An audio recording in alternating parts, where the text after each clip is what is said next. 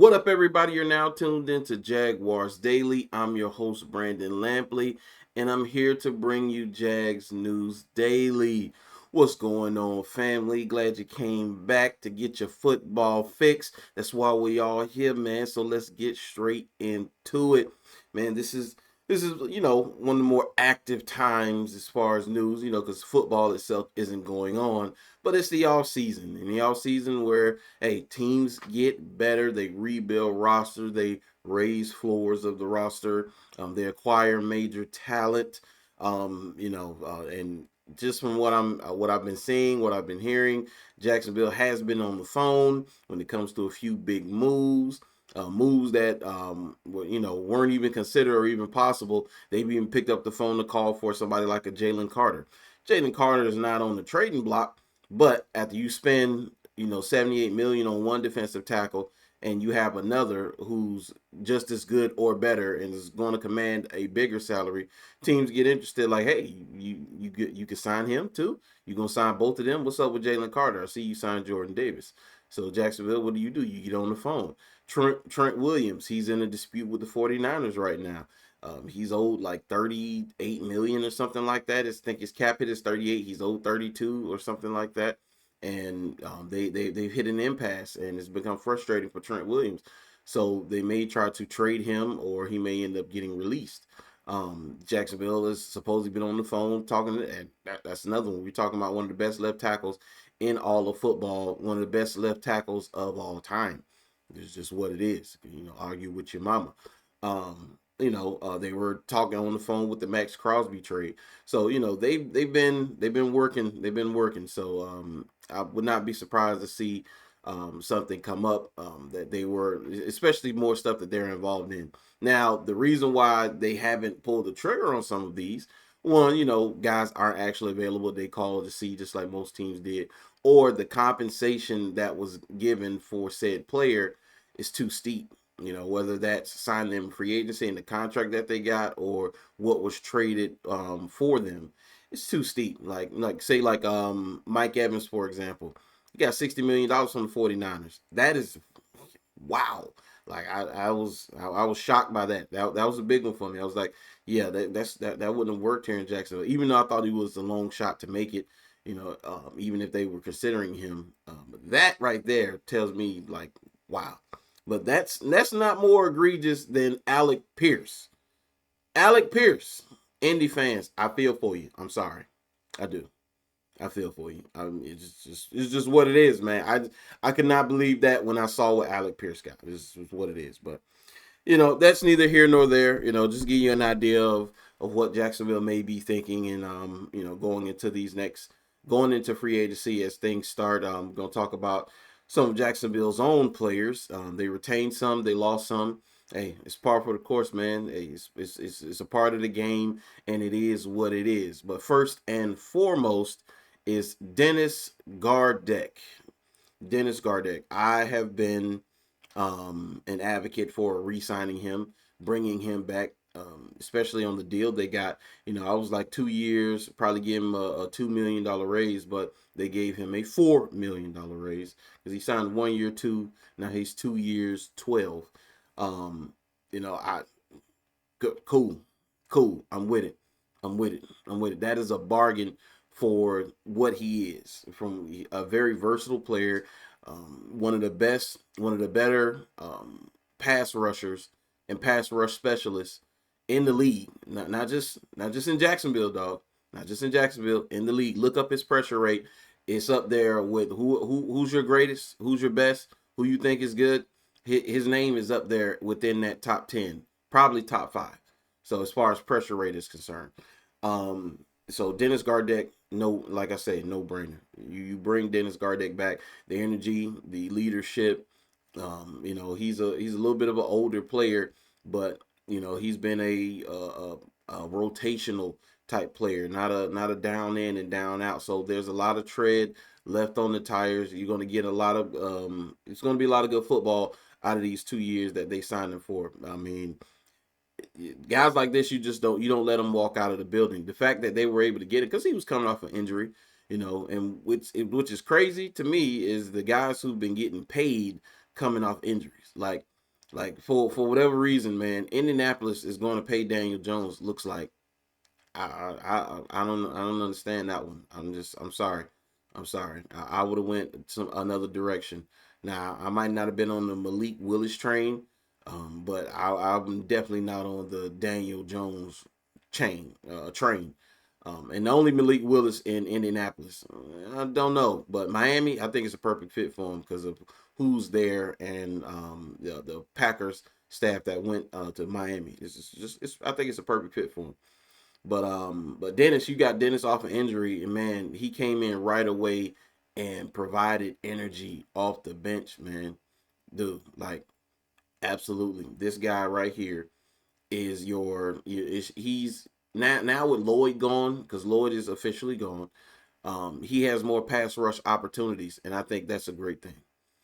That is a great thing to get Dennis more pass rush opportunities because I think he's that great of a player. And like I said, he can contribute on special teams as well. So Dennis Gardeck, 2 years, 12 million. Welcome back to Duval, sir. We appreciate you. Go get that quarterback and get Josh Allen on the ground, please. Please get Lamar Jackson on the ground, Patrick Mahomes on the ground. That is what we need. And they're not done as far as edge, and I know defensive line period, and pass rush. Not be surprised to see them add more through the draft and free agency because it's not over yet. Even though John Franklin Myers did go to the Titans, golly, man, why did he have to go to the Titans? Why? Why, John? Why? I know Robert Sala's your guy. I get it. Still, forget that. Should have came here. But I digress. Gonna leave it right there. We're gonna talk about Quentin Morris. Quentin Morris, an unsung hero, a living legend.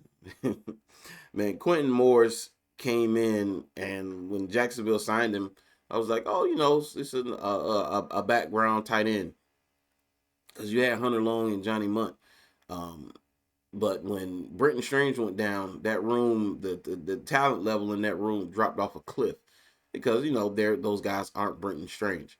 Hunter Long had moments, but yeah, and Munt is a blocker. So and Quentin Morris, they just Jacksonville released re-signed Morris, and they released Munt. Because Quentin Morris is better. Quentin Morris is better than Hunter Long. Quentin Morris is your tight end number 2, unless they bring in another tight end that's better. I was on the Isaiah Likely hype train for a little bit, but of course he goes to New York to be with his old coach. It's like to say it's diabolical. He got the Ravens to re-sign Mark Andrews to a long-term deal, knowing they wouldn't be able to re-sign Likely, and he picks him up and brings him to New York. But outside of something like that, I still think that they could draft another guy. That's wholly possible for them to draft a tight end in the later rounds because you can find tight ends in later rounds. But Quentin Morris brings stability to that tight end 2 position. He's an excellent blocker, and he can even give you a little something of receiving. This right here this is easy. This is easy right here. This is a layup right here. 1 year, $3 million, and you're getting a quality player who came in and outworked the guys in front of him. It wasn't just from injury or anything like that. No, he was better. He was better, man. He was better. They're a better team. They're going to be a better team with Quentin Morris and Brenton Strange on the field together, especially those 2 tight end sets. They're a better team. So like I said, this was easy. This is easy right here. This is an easy decision to make. He's cheap, and this is a 1 year deal, but this could turn into re-sign him to another 2 year deal. Up his money a little bit because I think he's going to continue to trend upward. Because I think he's still a relatively young player. I think he came in 2021, if I'm not mistaken. So I mean, you talking about a guy that's just going into his prime, and you get him on a deal like this. Absolutely, absolutely. You take this every single time. Every single time you take this. So man, but we're gonna leave it right there. And this is why I left the bulk of the show for these guys, man. Just to reflect. Moment of silence. Okay, that's enough. Devin Lloyd and Travis Etienne are now officially gone. Now, if you've been listening to me in these last couple of episodes, you know that this is no surprise to me. I was like, yeah, if you had to keep somebody, I was on the Monteric Brown, Dennis Gardeck, Quentin Morris, like, yeah, keep those guys. I always thought Lloyd and ETN were going to price themselves out of Jacksonville's range. And you look at the numbers, absolutely. $15 million to a linebacker who's not on the field all the time, like Foye Oluokun. You know, it's what it is now. Will he be that in Carolina? Who knows? Don't know. But I knew he wasn't going to be able to be that here. It's just what it is. And then this is a linebacker heavy draft, so they can go get guys that they like. They can even they could double dip again. But you still have Ventrell Miller. You have Jack Kaiser on the roster. So it's this it's what it is, man. It's what it is. Um, you miss and remember, gotta give credit, gotta give credit. Shout out to T Wig. He was talking about it as well, and I've given him credit on not on past episodes of this show, but in the past, Trent Baalke and his guys, man. Trent Baalke's guys, these guys, he picked some great guys, so he wasn't the whole problem. Team building was the issue, and people not wanting to work with him because of whatever reason, attitude or whatever it is. But you can't deny who's his guys. Devin Lloyd was his guy. Travis Etienne Jr. was his guy. So it's what it is. It's what it is. So but Devin Lloyd, hey, more power to him. Go get his money. Have no problem with this guy going to go get his money. He deserves it. He played lights out. That man balled. I think he's probably going to do the same in Carolina. Hopefully the fit is good for him. Hopefully the fit is a match and he fits seamlessly into that defense. And same with ETN, man. I don't want to see those guys go anywhere and flop because they're no longer Jacksonville Jaguars. I do want to see them succeed because Jacksonville drafted them. I just don't want them to succeed against the Jaguars. I want them to play well. The 16 other games, but when they play that one game against Jacksonville, and you ain't got to have a bad game. Just be a non-factor. You're like, man, didn't see a lot of Devin Lloyd today. Yeah, and he's not hurt. He's on the field. That's what I want to hear. That's what I want to see. And ETN, that's the seventh time he's been stuffed in the backfield. That's what I want to hear. It's just what it is. I'm sorry, but with Devin, this I don't think this regime values linebackers in that way. Not this way. Not this right here. No. And not multiple. So if they're going to do this, a 4-year Oluokun is what that type, that's who you're going to give this type of money to. And say if Devin Lloyd was 4-year Oluokun and 4-year Oluokun was Devin Lloyd as far as age is concerned, this would be reversed. They would be signing 4-year Oluokun and letting Devin Lloyd walk. But they're letting Devin Lloyd walk and keeping Foye Oluokun because of what Foye brings to the defense. He's the quarterback of the defense. He's that guy. So, but hey, more power to Devin Lloyd, and hopefully, like I say, this is a fit for him. We appreciate him, man. And just thinking about where he came from, because yes, he was a first round pick and he had flashes early in his rookie year, but then man, it like fell off a cliff, didn't it? It fell off a cliff, and he was a question mark for a long time. He was almost Kaylavon Chason 2.0, wasn't he? And then all of a sudden, coaching, and this is why you don't panic when losing a Devin Lloyd because of coaching, because you can say that this coaching staff is part of the reason why he had the success that he had, and they are part of it. How big they play a part is debatable, but they are a part of it. So because they are a part of it, and he didn't have the success prior to them, that lets me know, like, hey, they can go get a guy, and he may not be a Devin Lloyd, but they can go get a guy to get production out of. And Quay Walker was on my list too if Devin Lloyd didn't re-sign here and sign somewhere else like he did. But dude, the Raiders are handing out. I mean, they just beep, beep, beep. I mean, backing the Brinks truck up. Like the Raiders are handing out all kind of cash. So I mean, it is what it is, man. And Quay, I think Quay got like 60, 40, 40. It might have been 40, somewhere up in there. So Quay got something similar to this. So that's hey, it's a no go. So the youth movement is full on in Jacksonville at the linebacker position now. Like if they bring in any veterans, it's going to be a low price veteran, and then they're gonna build through the draft. Yeah, that's what it is. So we're gonna leave it right there. We're gonna go to my guy. I saved the best for last. I saved the best for last. Best meaning my favorite position. You know, the position that had me look at the game like, man, this football stuff looks pretty fun.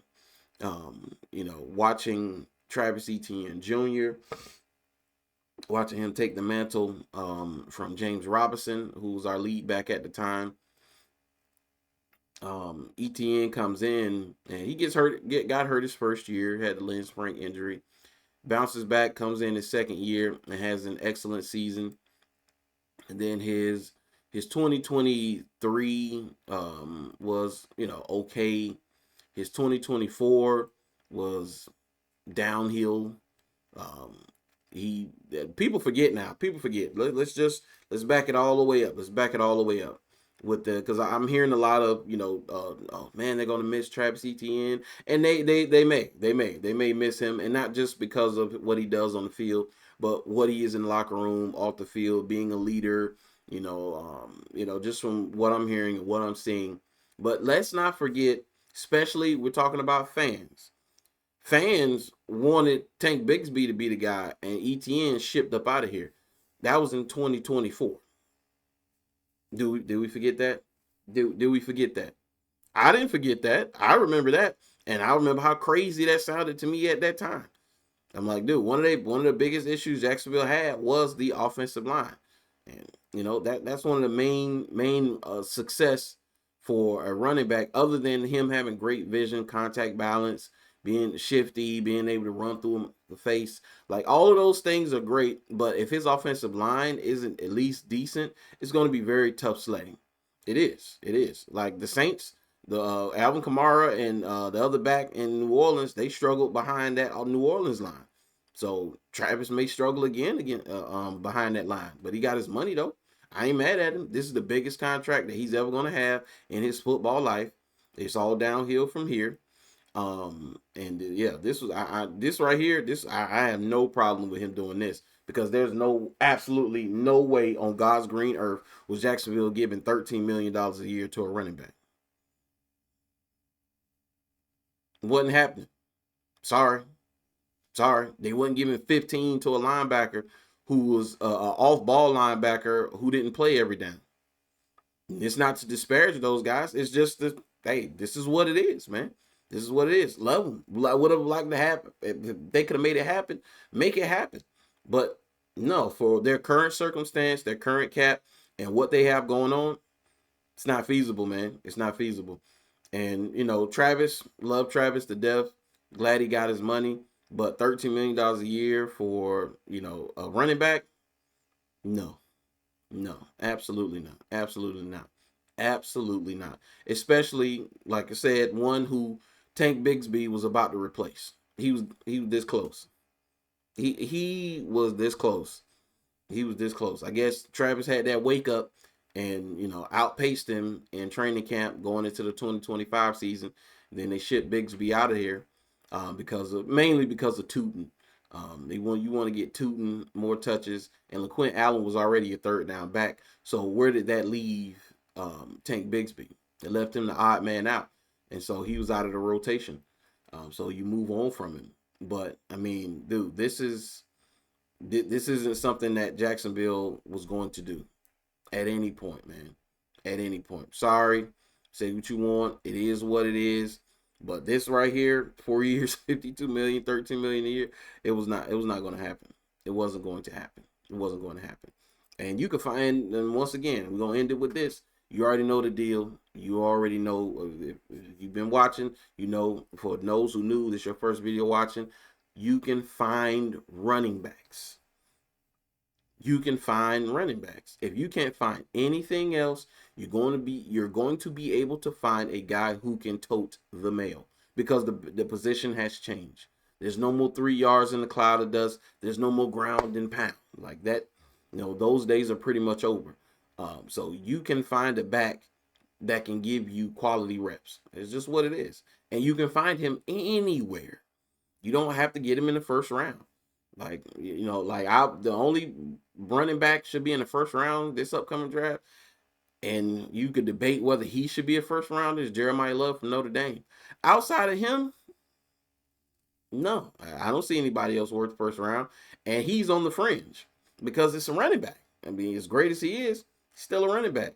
There are going to be guys in the later rounds, Katron Allen, who I'm sure you're going to be able to get great production out of. Great production out of.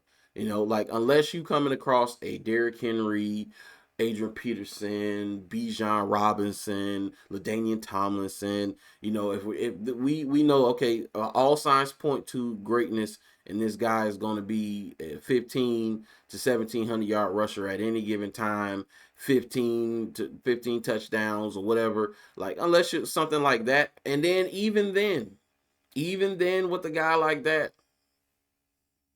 you know what I mean? You know what I mean? So yeah. Shout out to Travis Etienne, Devin Lloyd. You guys got your money.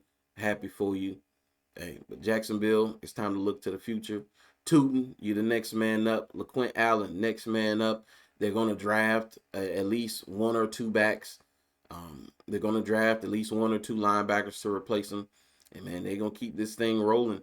And Jacksonville right now is that I'm waiting. I'm waiting to hear what they're going to do because it seems like they might be on to something, getting ready to do something.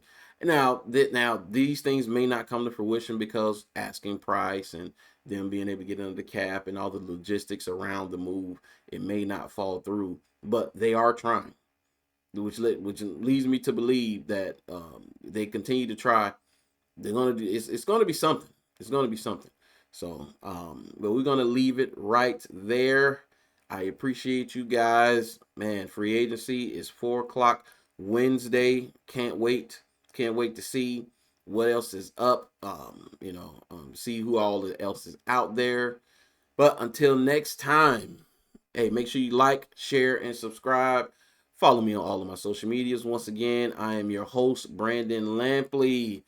And hey, shout out to all the new subscribers. Once again, I appreciate you guys, man. We're going to keep this train rolling. But until next time, I'll talk to you guys later, man. Peace out.